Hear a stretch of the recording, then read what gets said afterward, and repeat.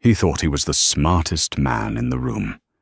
Derek Reynolds believed that sneaking into his own house at 6 a.m., smelling of cheap perfume and stale champagne, was just another Tuesday.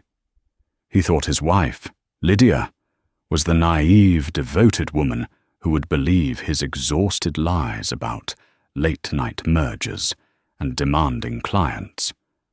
He was wrong. While he was washing away the evidence of his betrayal in the shower, he didn't realize that the naive wife he was planning to leave had already contacted the best forensic accountant in Chicago. Derek came home expecting a nap.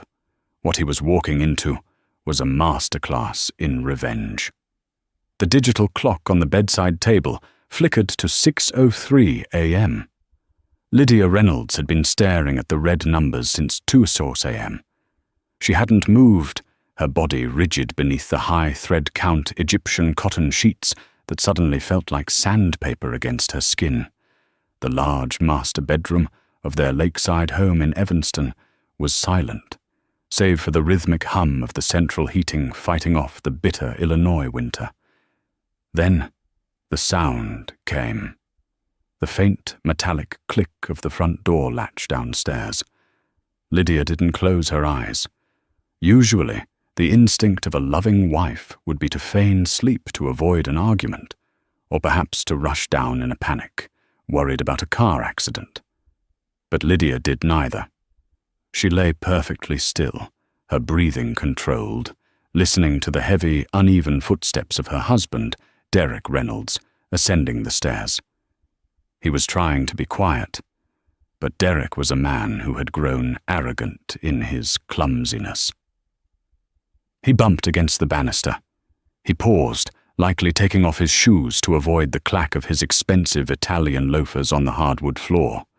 When the bedroom door creaked open, Lydia finally closed her eyes, regulating her breathing into the soft, rhythmic pattern of deep sleep. She felt the mattress dip. The air shifted, and then it hit her, a wave of scent that made her stomach turn. It wasn't just the acrid tang of stale scotch and cigars. It was something floral, cloyingly sweet. Midnight rose. Lydia hated floral perfumes. Derek knew that. For 10 years, she had worn only a subtle vanilla musk. This scent was aggressive. It screamed of a woman who wanted to be noticed, a scent that clung to fabric and skin like a desperate claim. "Lydia," Derek whispered. She didn't move. He let out a sigh, a sound that was less about relief and more about exhaustion. He stood up again, stripping off his clothes in the dark. She heard the rustle of his dress shirt hitting the floor, the jingle of his belt buckle. Then the bathroom door clicked shut, and the shower turned on. Lydia opened her eyes. They were dry. She had cried 3 months ago when she first suspected. She had cried 2 weeks ago when she found the receipt for a diamond bracelet she never received. But tonight, the tears were gone, replaced by a cold, calculating clarity. She sat up and looked at the pile of clothes he had discarded. Moving like a ghost, Lydia slipped out of bed. She picked up his dress shirt. It was a custom-made piece from a tailor on Savile Row, one she had picked out for him last Christmas. On the collar, faint but undeniable, was a smudge of crimson makeup. She didn't gasp. She didn't scream. She simply reached into the pocket of his slacks. Derek was usually careful with his phone, but at 6:00 a.m., after a night of debauchery, he was sloppy. He had left it in his pants. She tapped the screen. Locked. But Lydia knew Derek. He was a creature of ego. She tried his birthday. Nothing. She tried their anniversary. Nothing. Then she tried the date of his promotion to CEO of Reynolds and Associates, the company her father had founded and handed over to him. 08R12. The phone unlocked. Lydia's hands didn't shake. She went straight to the messages. There was a thread pinned to the top, under the contact name Tech Support. Tech support. You were amazing tonight, baby. Can't believe you have to go back to the frump. When are you going to drop the bomb? Derek. Soon. Just need to get her signature on the refinance papers for the vacation home. Once the equity is liquid, I'm gone. She won't know what hit her. Tech support. Good. I'm tired of sharing you. Bring champagne when you come back. Love you. Lydia stared at the word frump. She looked at herself in the vanity mirror. At 34, Lydia was stunning. She had maintained her figure with grueling Pilates sessions, her skin was flawless, and she dressed with an elegance that commanded respect in the charity circles of Chicago. But to Derek, who was currently scrubbing another woman's scent off his skin in the shower, she was just an obstacle, a frump to be discarded once he had drained the last of the equity from their assets. The shower water turned off. Lydia quickly locked the phone and placed it back in his pocket, exactly as it had been. She smoothed the shirt on the floor to match its previous disarray. She climbed back into bed, pulling the duvet up to her chin, just as the bathroom door opened. Derek walked out, a towel wrapped around his waist, his hair wet. He looked at her, and for a second she saw a flicker of guilt. No, not guilt. Fear of being caught. "Oh, you're up," he said, his voice raspy. "Just woke up," Lydia lied, her voice steady. "Rough night at the office?" Derek rubbed the back of his neck. "Yeah, the merger with the Japanese firm, it's a nightmare. We were on calls until 4 a.m., and then I just passed out on the couch in my office. Didn't want to wake you coming in." "You're so hard-working, Derek," she said, allowing a small, sad smile to touch her lips. "I don't know how you do it." "I do it for us, babe," he said, walking over and kissing her on the forehead. He smelled like soap now, but the ghost of Midnight Rose still lingered in her nose. "Get some sleep," Lydia said. "I'll make sure the house is quiet." "Thanks. You're the best." He dropped the towel and climbed into bed, turning his back to her instantly. Within minutes, his snoring filled the room. Lydia lay there for a long time, watching the sun begin to rise over the grey waters of Lake Michigan. Derek thought he had time. He thought he needed a few more weeks to get her signature on the refinance papers. He thought he was the player in this game. Lydia reached for her own phone on the nightstand. She opened her secure email app and composed a message to a man named Arthur Harrison. Subject, it's time. Body, he's moving on the assets. Proceed with phase 2. I want everything ready by Friday. She hit send. Derek Reynolds had cheated all night, but Lydia Reynolds had been planning for a lifetime. By 9 a.m., the house was bustling with the quiet, efficient energy of the cleaning staff, but Lydia had already left. She sat in the back of a black town car, watching the city of Chicago blur past the tinted windows. She wasn't heading to her usual Tuesday charity brunch at the Langham. Instead, she was heading to a nondescript office building in the Loop, the kind of place that housed businesses that didn't want to be found. She took the elevator to the 14th floor. The glass door read simply, Harrison and Associates. Private litigation. Arthur Harrison was a man who looked like a bulldog in a 3-piece suit. He was short, broad, and had a reputation for being the most vicious divorce attorney in the state. He didn't handle amicable splits. He handled wars. "Lydia," Arthur said, standing up as she entered his office. He didn't smile. He knew why she was here. "Coffee?" "Black, double shot," Lydia said, sitting down and placing her Hermes bag on the floor. "He came home at 6:12 a.m. Tech support is asking when he's going to leave the frump." Arthur raised a thick grey eyebrow as he poured the coffee. "Tech support. Creative." "He plans to refinance the Aspen house," Lydia said, her voice devoid of emotion. "He thinks he can liquidate the equity and run off with her before I file. He needs my signature."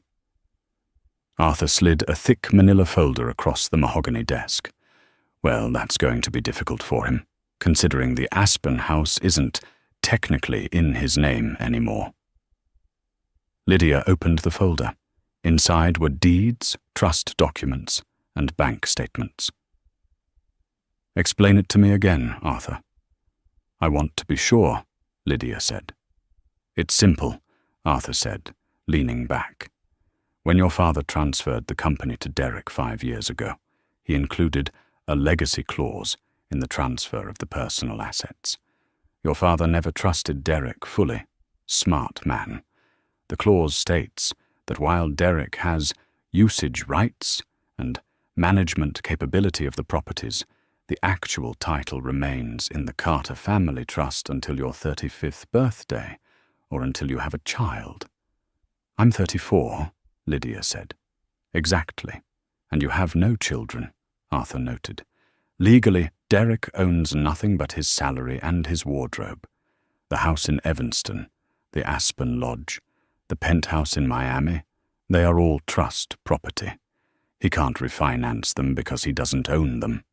He just thinks he does because he's been paying the taxes on them from the joint account." Lydia felt a cold satisfaction spread through her chest. "He doesn't know about the legacy clause. Your father buried it in page 400 of the prenuptial agreement addendums. Derek was too busy picking out his new Porsche to read the fine print. He signed it, Lydia. We have his signature on 3 separate acknowledgements. So, if he tries to refinance, the bank will flag it immediately. They'll contact the trustee." "Which is me," Arthur grinned, revealing teeth that looked ready to bite. "But we shouldn't wait for him to try. If he's talking about leaving, we need to strike first. Who is she?" Lydia pulled out a printed screenshot she had captured months ago from a burner account she used to monitor Derek's Instagram. "Chloe Bassett, 24 years old. She's the new marketing intern at his firm. A cliché, really." Arthur took the photo. "Pretty. Expensive taste. She's wearing a Van Cleef necklace in this photo. Did you buy that?" "I paid for it, certainly," Lydia said dryly. "It was purchased on the corporate card under client gifts. That's embezzlement," Arthur noted, scribbling on a notepad. "Using company funds for personal affairs. We can use that to void his severance package when you fire him." "I don't just want to fire him, Arthur," Lydia said, leaning forward, her eyes hard. "I want to destroy him. He called me a frump. He mocked the 10 years I spent building his image, hosting his dinners, charming his investors. He thinks he's the genius behind Reynolds and Associates. I want him to leave this marriage with nothing but the suit on his back and that cheap perfume he smells like." Arthur nodded slowly. "Then we don't file for divorce yet. We let him think he's winning. He wants you to sign papers? Good. Let's give him a signing ceremony." "What do you mean?" "The annual company gala is this Saturday," Arthur said. "It's the biggest event of the year. Investors, press, the board of directors. Derek will be there, playing the king. Chloe will likely be there, lurking in the background." Lydia understood immediately. "He wants to announce the expansion of the company on Saturday. He's been bragging about it." "Let him," Arthur said. "And while he's on stage, we will serve him, not just with divorce papers, but with the notice of termination from the board. You own 60% of the voting shares through the trust, Lydia. You are the boss. You just never exercised that power." "Until now," Lydia whispered. "One more thing," Arthur said, his voice dropping. "We need undeniable proof of the infidelity to trigger the infidelity clause in the prenup. That strips him of any alimony claims. Texts are good, but we need physical proof." Lydia stood up, smoothing her skirt. "He's taking her to the client dinner tonight at Le Bernardin. He thinks I'm going to my mother's for the evening." "Get photos," Arthur said. "High resolution." Lydia put on her sunglasses, despite the gloom of the office. Consider it done." That evening, the atmosphere at Le Bernardin was intimate, the lighting dim and golden. It was the kind of place where deals were made in hushed tones and affairs were conducted in the shadows of high-backed velvet booths. Derek Reynolds sat at a corner table, swirling a glass of Pinot Noir. Across from him sat Chloe Bassett. She was undeniably beautiful, with cascading blonde hair and a dress that was cut low enough to be daring, but expensive enough to be classy. She laughed at something he said, reaching across the table to stroke his hand. "You're so bad, Derek," she giggled. "So, did the wife buy the late meeting story?" Derek smirked, cutting into his steak, hook, line, and sinker. "Lydia is comfortable. She doesn't ask questions because she's afraid of the answers. She likes the lifestyle I provide too much to rock the boat." "You provide?" Chloe raised an eyebrow playfully. "I thought her daddy started the company." Derek's face hardened slightly. "Her father started a small consulting firm. I turned it into a global empire.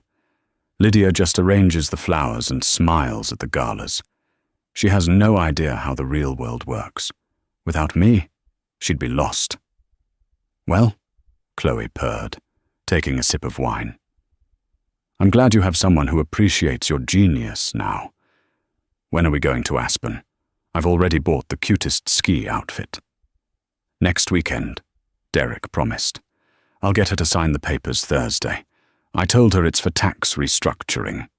She'll sign anything I put in front of her." 3 tables away, obscured by a large decorative palm and the angle of a pillar, a woman in a dark wig and thick-rimmed glasses sat alone. She was dressed in a nondescript grey suit, looking like a weary business traveller dining solo. It was Lydia. She had her phone propped up against the salt shaker, the camera lens perfectly aligned through the gap in the leaves. She wasn't just recording video, she was live streaming it to a private server Arthur had set up. She watched her husband touch Chloe's face. She watched him hand Chloe a small velvet box. Lydia zoomed in on the screen. It was a ring. Not an engagement ring, but a sapphire cocktail ring. A promise ring. "I can't wait until we don't have to hide," Derek said, his voice carrying just enough for Lydia's high-tech directional microphone, disguised as a pen on the table, to pick up. "I'm going to divorce her, Chloe. I promise. Once the money is secured." "I know, baby," Chloe said, admiring the ring. "I just hate seeing you go home to her." "It won't be for long," Derek said. "She's boring, Chloe. It's like living with a nun. You make me feel alive." Lydia signaled the waiter. She paid her bill in cash, leaving a generous tip. She had heard enough. She had the video. She had the audio. She had the date, the time, and the admission of premeditated financial fraud. Once the money is secured. She slipped out of the restaurant through the side exit, stepping into the cool Chicago night. The wind whipped at her face, but she didn't feel the cold. She felt a burning fire in her gut. Boring. A nun. Useless. She walked to the corner where a private investigator, hired by Arthur, was waiting in a parked van. "Did you get the long lens shots?" she asked the man in the driver's seat. "Crystal clear, Mrs. Reynolds," the man said, handing her a tablet. "I got them kissing, the hand-holding, and a clear shot of him giving her the jewelry." "Good." Lydia looked at the image on the tablet. Derek looked happier than she had seen him in years. It stung, but the sting was fading, replaced by the adrenaline of the hunt. "What's the next move?" the PI asked. Lydia looked back at the glowing windows of the restaurant. "He wants to go to Aspen next weekend," Lydia said softly. "I think we should let him go. But he won't be going with Chloe." "You're going with him?" "No," Lydia smiled, a smile that didn't reach her eyes. "I'm sending his mother." The PI chuckled. That's cruel. Oh, we haven't even started, Lydia said. Drive me to the bank. I need to access the safety deposit box before the branch opens tomorrow morning. I have a feeling Derek is going to look for his passport soon, and I'd hate for him to find it. As the van pulled away, Lydia took off the wig and shook out her hair. She checked her phone. A text from Derek. Derek. Dinner is dragging on. Client is a talker. Might be late again. Don't wait up. Love you. Lydia typed back. Lydia. Don't worry, darling. Take your time. I'm already asleep. She hit send, then opened her contact list and scrolled to a number she hadn't called in years. Roger Banks, head of corporate security at Reynolds and Associates. Roger was loyal to her father, not Derek. She pressed call. Roger, she said when he answered. This is Lydia Reynolds. I need you to pull the security logs for the executive elevator for the last 6 months. Specifically, any entries after 8 p.m. involving Derek and a guest. Mrs. Reynolds? Roger sounded surprised. Is everything all right? Everything is perfect, Roger, she said. We're just doing a little spring cleaning before the gala. Thursday evening arrived with a suffocating tension that only Lydia seemed to perceive. The air in the Evanston house felt thick, charged with the unsaid. Derek, however, was vibrating with nervous energy, a manic salesman trying to close the deal of his life. He had come home early, a rarity, bearing gifts, a heavily marked-up bouquet of lilies from a gas station. He knew she hated lilies nearly as much as floral perfume, and a bottle of expensive scotch. He was trying too hard. Lydia, darling, he beamed, loosening his tie as he walked into the kitchen, where she was calmly reviewing the week's menus with their housekeeper. Smells wonderful in here. Isn't my wife the best homemaker in Chicago, Marta? Marta, a shrewd woman who had adored Lydia's father and tolerated Derek for 10 years, offered a tight, polite nod before excusing herself. I have some boring paperwork for us to sign tonight, Derek said casually, pouring himself a large scotch. His hand trembled slightly as he held the decanter. Just those tax restructurings I mentioned. The accountants are breathing down my neck to get them filed before the quarter ends. Lydia turned from the kitchen island, wiping her hands on a towel. She looked at him, really looked at him. Beneath the expensive suit and the veneer of confidence, she saw a desperate man. A man who was already spending money he didn't have on a woman who didn't love him.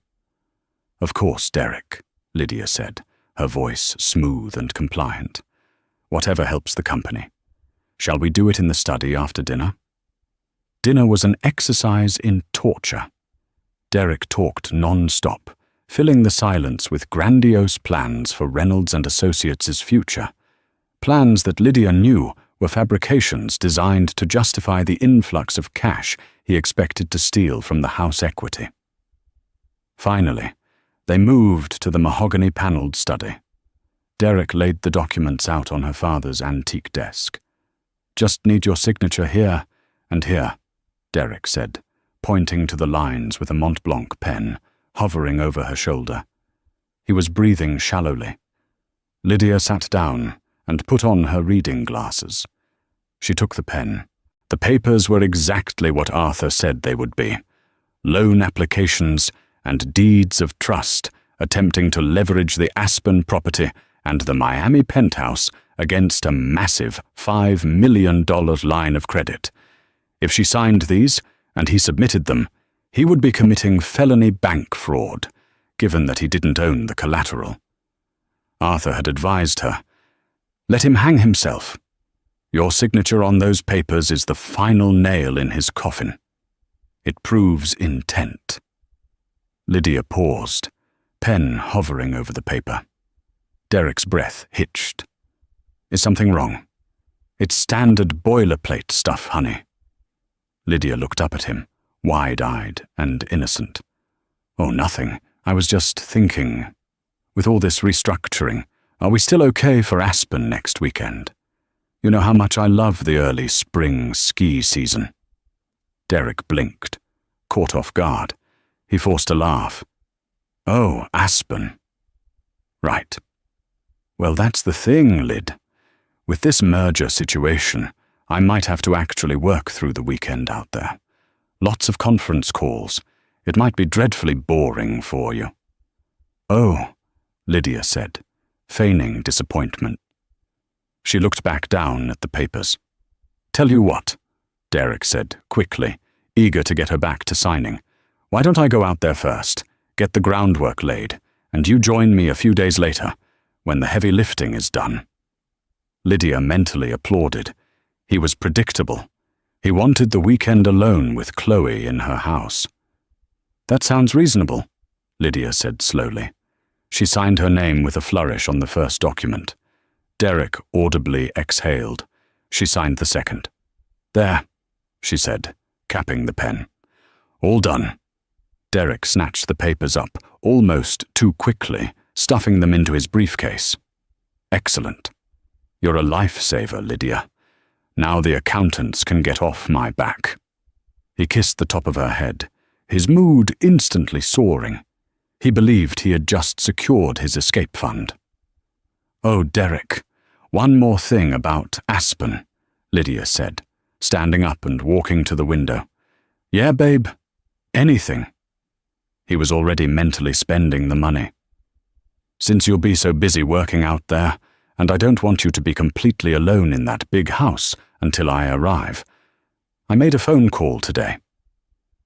Lydia turned, a sweet smile plastered on her face. "I invited your mother to join you for the first weekend. She's been dying to see the new renovations, and she said she'd love to cook for her hard-working son." Derek froze. His face went pale. Eleanor Reynolds was a force of nature, a deeply conservative, highly critical matriarch who terrified Derek. She also had a nose like a bloodhound for impropriety. If Chloe Bassett was within a 10-mile radius of Aspen, Eleanor would sniff her out. "My mother?" Derek stammered. "But Lydia, I'll be working." "She won't bother you, darling. You know how she loves to just sit by the fire and knit. Besides, it's already done. Her flight is booked. She arrives Friday morning, an hour before you do." Derek looked like he was trying to swallow broken glass. His romantic getaway with his mistress had just turned into a weekend under the microscope of the woman who still criticized how he tied his shoes. "That's great, honey. Very thoughtful," Derek managed to choke out. He needed to call Chloe immediately. He needed to cancel the Aspen plans without making Lydia suspicious. He was trapped in his own lie. Lydia watched him squirm with a detached sense of pleasure. "I'm going up to bed, Derek. Don't stay up too late working." As she walked up the stairs, she heard the study door slam shut, followed immediately by the muffled, frantic tones of Derek on his phone. The next morning, Friday, Lydia didn't go to charity meetings. She went to the downtown office of Arthur Harrison again. This time, Roger Banks was waiting with them. Roger, the head of corporate security, was a barrel-chested man with a crew cut and eyes that had seen too much. He set a laptop on Arthur's desk. "Mrs. Reynolds, Arthur?" Roger nodded grimly. "You asked for the logs.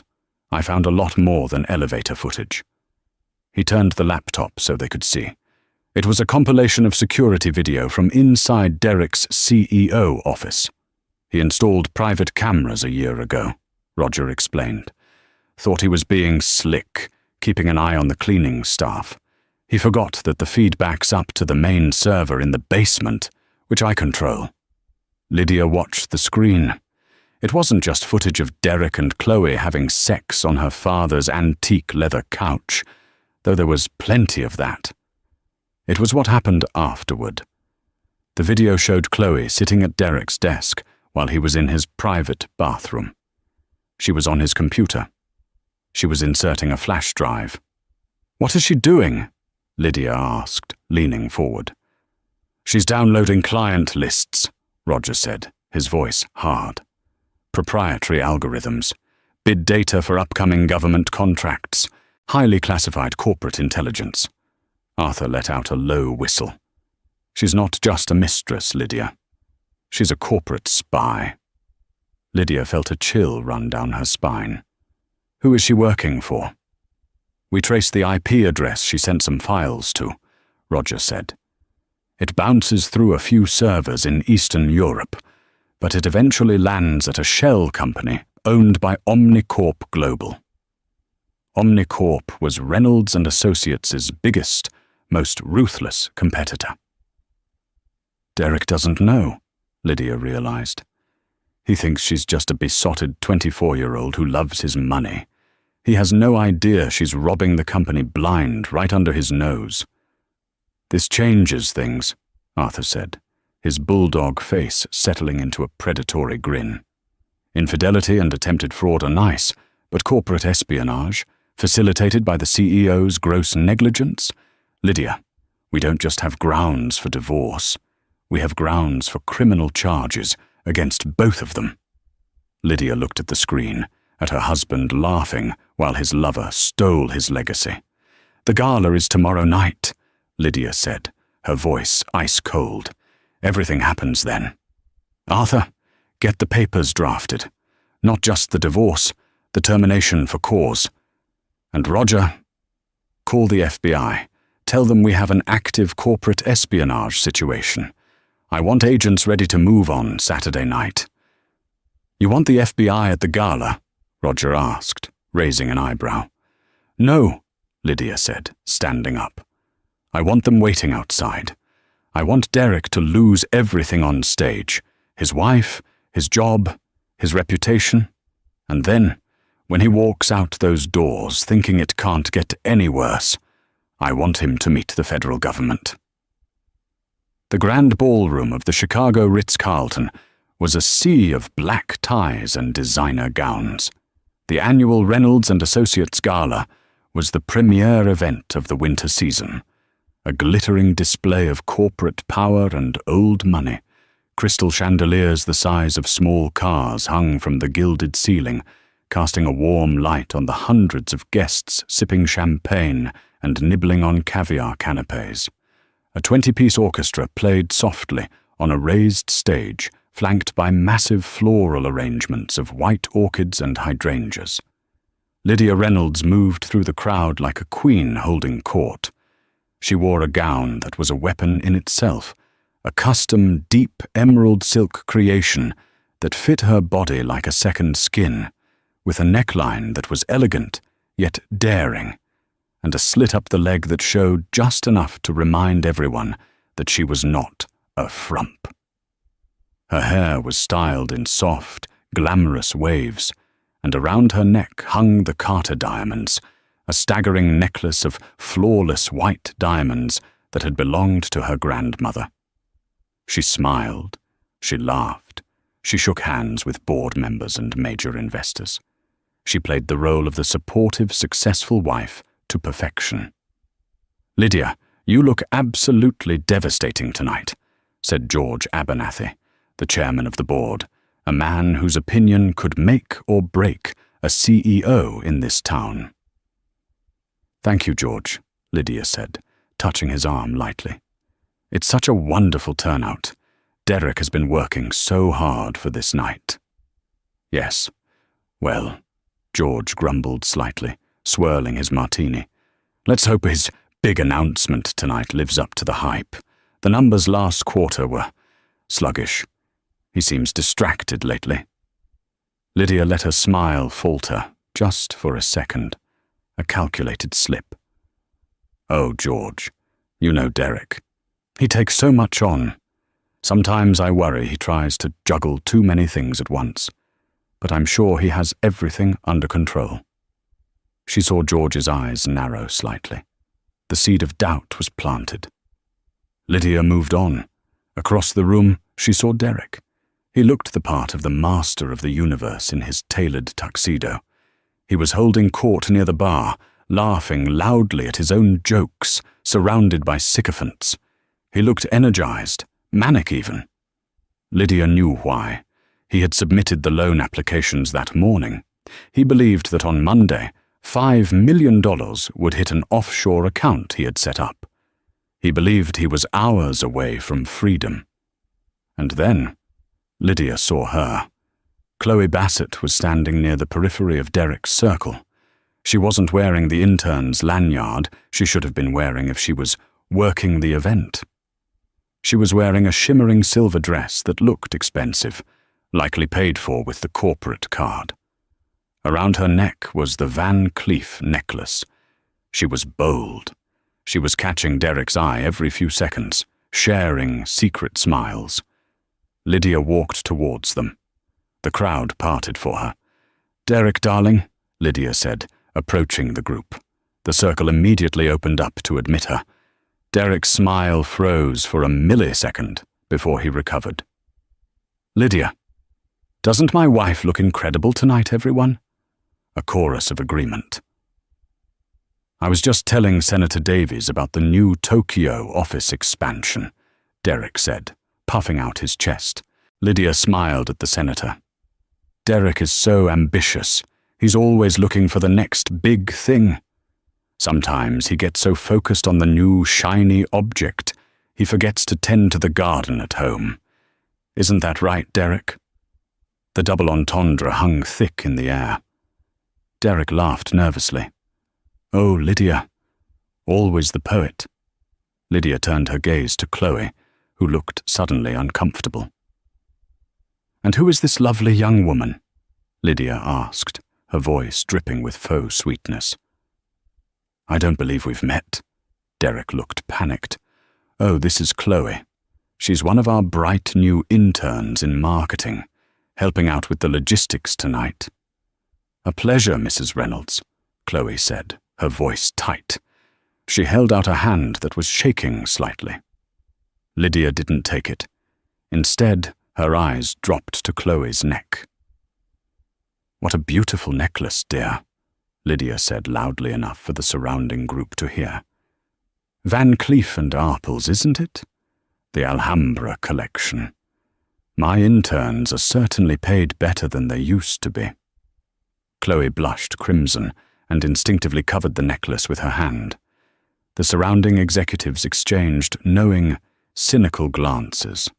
They weren't stupid.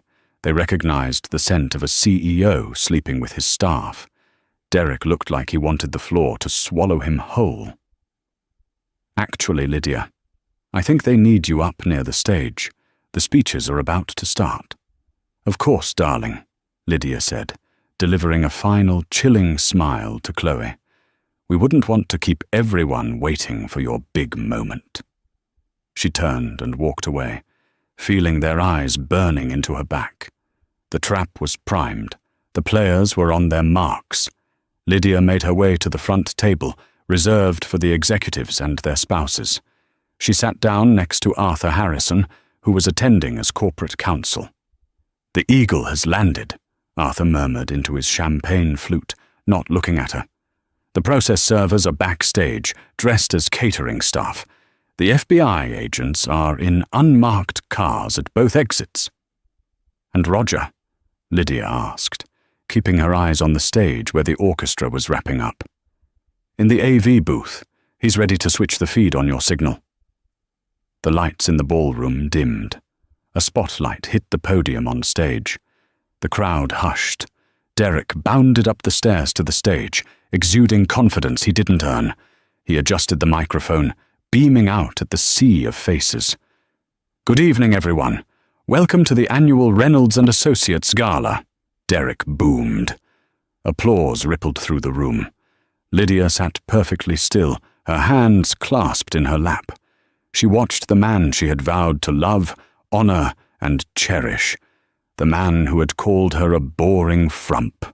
The man who was selling her father's company down the river for a piece of tail and a quick buck. "We have had an incredible year," Derek lied to the room. "Profits are up. Innovation is at an all-time high. And tonight, I am thrilled to announce the next phase of our evolution. A massive capital injection that will allow us to acquire..." He was talking about the money from the house. The money that didn't exist. Lydia looked at Arthur. He gave a barely perceptible nod. It was time. Derek was in full swing, drunk on his own hubris. This new capital will secure our dominance for the next decade. We are unstoppable. He paused for applause. Lydia stood up. In the dimmed room, her emerald dress caught the spotlight, drawing every eye.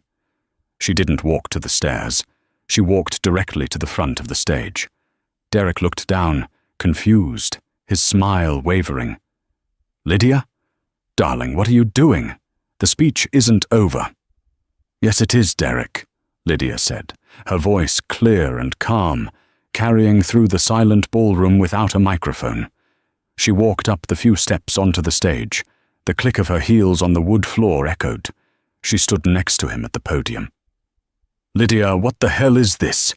Derek hissed, leaning away from the mic, his eyes wide with panic. "Sit down. You're embarrassing me." Lydia ignored him. She reached over and calmly tilted the microphone toward herself. "Good evening, everyone," Lydia said to the stunned crowd. "My husband is enthusiastic, isn't he? He always loves a big announcement." She paused, letting the silence stretch. The tension in the room was unbearable. 1,000 of the city's most powerful people held their breath. "Derek just told you about a massive capital injection that will fund our expansion," Lydia continued, her voice steady as steel. "He's referring to a $5 million line of credit he applied for yesterday, secured against our family home in Evanston and our property in Aspen." Derek grabbed her arm. "Lydia, stop it. We'll talk about this at home." She pulled her arm away sharply.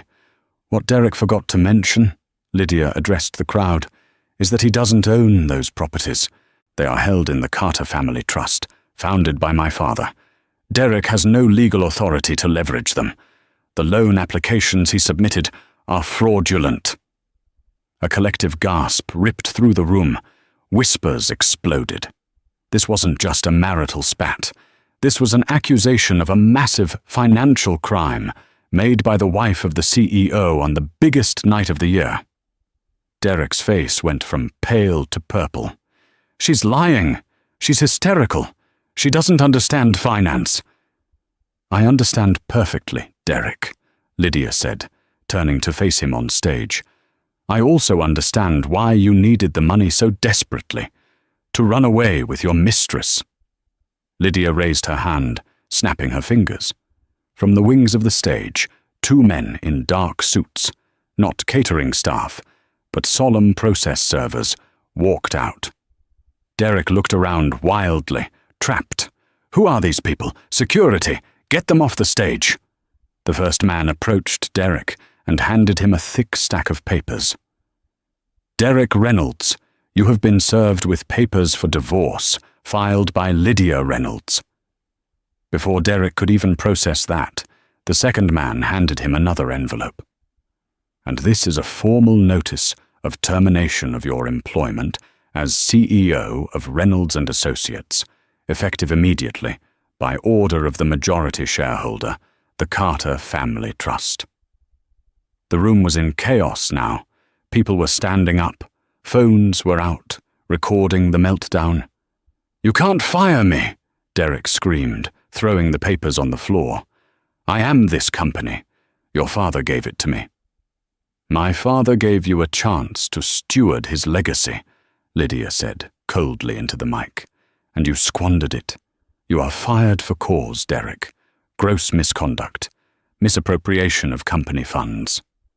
She pointed to the massive screen behind them, which usually displayed the company logo. "Roger," Lydia said into the mic. The screen flickered and changed. It wasn't the sex tape. It was worse. It was a split screen.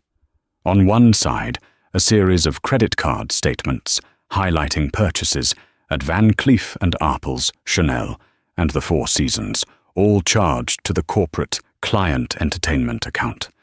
On the other side, a photo of Chloe Bassett wearing the exact items taken from her public Instagram. Then, the image changed again. It was security footage from Derek's office. It showed Chloe inserting the flash drive into his computer while Derek was in the bathroom. The crowd roared. "You didn't just cheat on me, Derek," Lydia said, her voice echoing through the cavernous room. "Your negligence allowed a corporate spy access to our most sensitive data. You aren't just a bad husband. You are an incompetent CEO who endangered this entire company." Derek looked at the screen, horrified. He looked out into the crowd and saw Chloe Bassett near the exit, sprinting out the door, abandoning him. He was completely alone on that stage, stripped bare. "Lydia, please," Derek begged, his voice cracking, audible only to her now as he stepped away from the mic. "Don't do this here. We can fix this. I love you." Lydia looked at him with total indifference. The man she had once adored was gone, replaced by this pathetic creature. "The show's over, Derek," Lydia said softly. "You wanted to leave the frump? You're free to go, but you're leaving with exactly what you brought into this marriage. Nothing." Lydia turned away from him and walked to the microphone one last time. "Thank you all for coming," she said to the stunned room. "Please enjoy the rest of the evening. The bar remains open."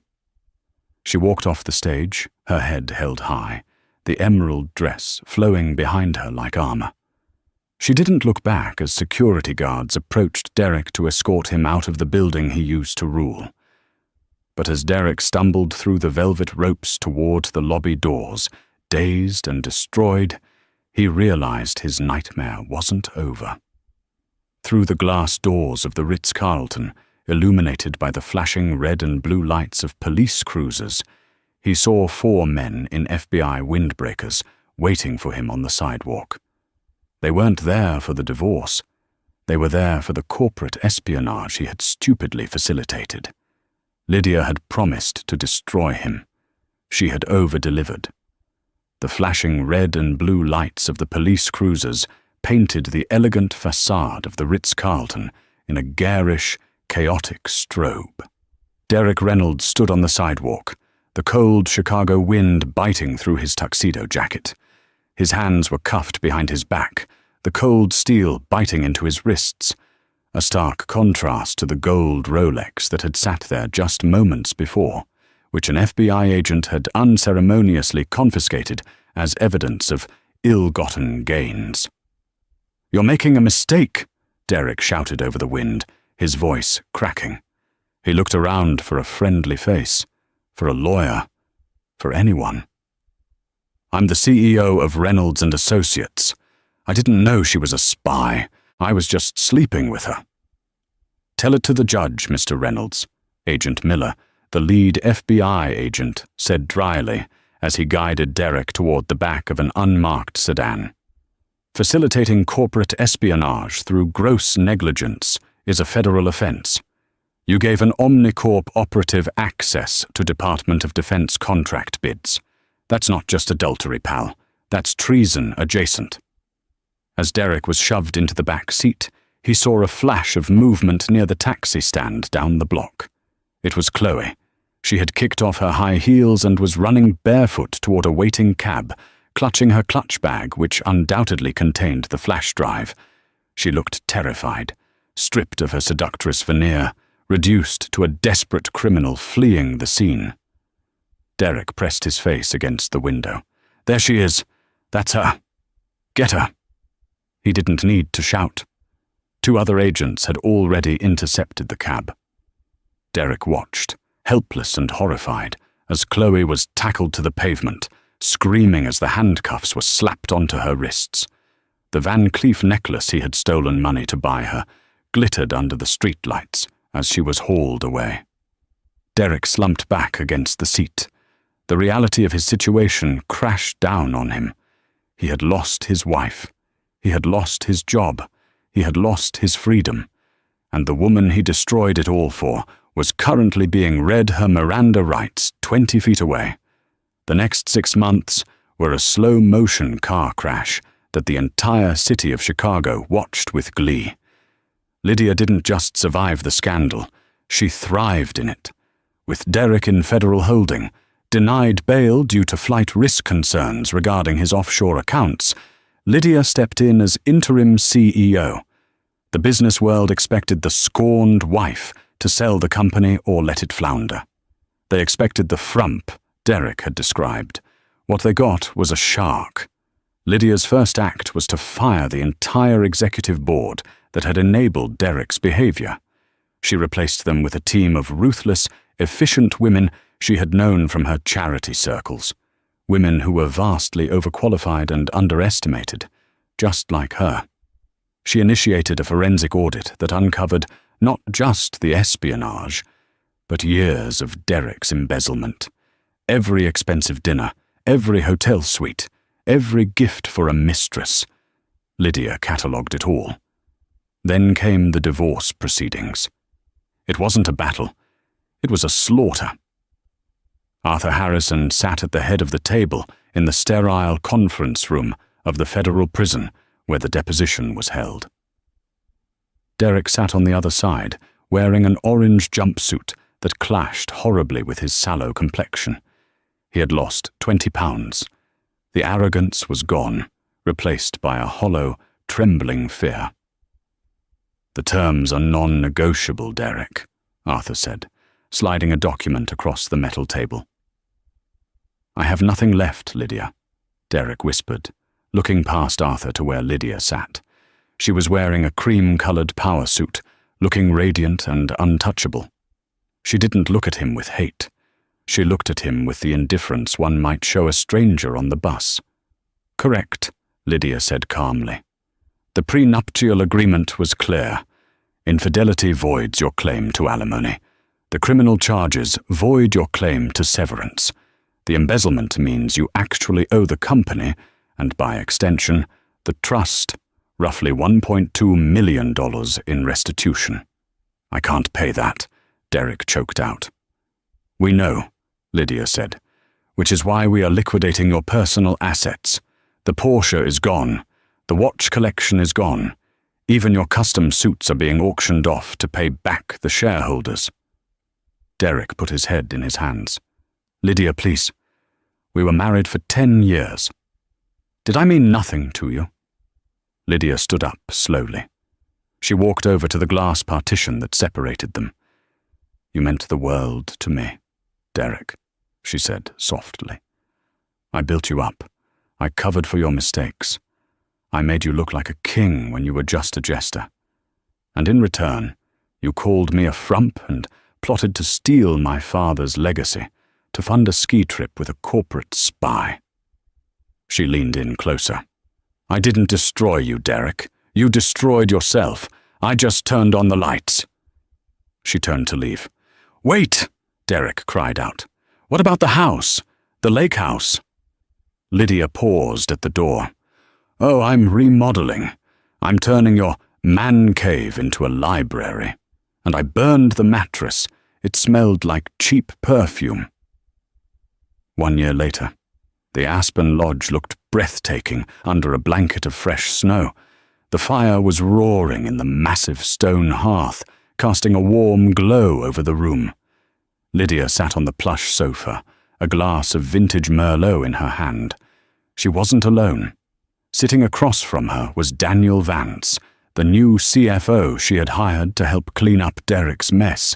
He was handsome, kind, and brilliantly sharp. More importantly, he looked at Lydia with genuine respect, not as a stepping stone, but as a partner. "The quarterly reports are in, Lydia," Daniel said, smiling.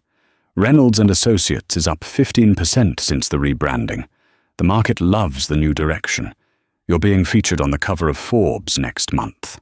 Headline, 'The Phoenix of Chicago.'" Lydia smiled, taking a sip of wine. "The Phoenix. I like that. Better than the frump, wouldn't you say?" Daniel laughed. "I still can't believe he called you that. The man was clearly blind." "He was arrogant," Lydia corrected. "He thought that because I was quiet, I was weak. He thought that because I was kind, I was stupid." Her phone buzzed on the coffee table. She glanced at the screen. It was a notification from the Department of Corrections. Inmate transfer. Complete. Derek Reynolds has been processed at FCI Oxford to begin serving a 5-year sentence for fraud and gross negligence. Lydia swiped the notification away without a second thought. Everything okay? Daniel asked. Perfect, Lydia said, setting the phone down face down. Just closing the book on an old chapter. She stood up and walked to the window, looking out at the majestic mountains. The air was crisp and clean. There was no scent of midnight rose here. There were no lies. There was only the future, bright and vast, and entirely hers to command. Lydia Reynolds had learned the hardest lesson of all, but she had taught an even greater one. Never mistake a woman's silence for ignorance, for in the quiet, she is not hiding. She is planning. And that is the story of how Derek Reynolds learned that the most dangerous person in the room isn't the one shouting, but the one listening. He thought he could trade his loyal wife for a younger model and a quick payout, but he ended up trading his penthouse for a prison cell. Lydia proved that dignity and intelligence will always outlast ego and deceit. What do you think? Did Derek get what he deserved, or was 5 years in prison too harsh? And what about Lydia? Would you have been able to stay that calm while plotting such a massive revenge? Let me know your thoughts in the comments below. If you enjoyed this story of justice served cold, please hit that like button. It really helps the channel. Don't forget to share this video with a friend who loves a good drama and subscribe so you never miss out on the next story. Thanks for watching.